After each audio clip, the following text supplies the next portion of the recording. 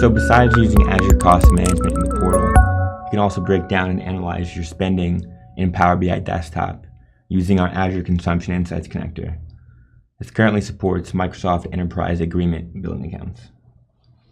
Let's go ahead and load some data. So we can jump up to the Get Data item in the menu bar, hit More. Then we can go ahead and search for Consumption Insights. Found it, load it. Now it's going to ask us for our enrollment number. We can paste that in and hit enter.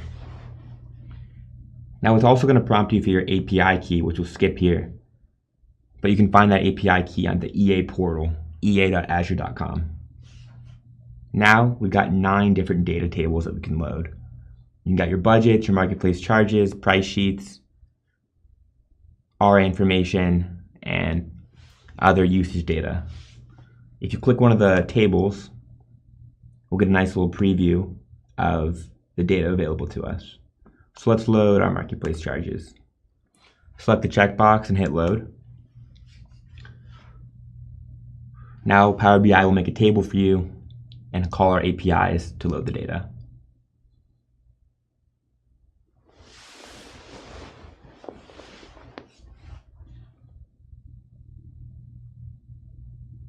Now on our right, the table loaded successfully and we can see all the fields available to us.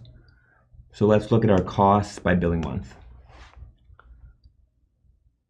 And there you go. We got a nice month-over-month breakdown of how much we're spending in the Azure Marketplace. So besides looking at your costs in the Power BI Desktop, we also support the Power BI service. We publish the Microsoft Azure Consumption Insights content pack, which is a set of ready-to-go, out-of-the-box Power BI reports for you.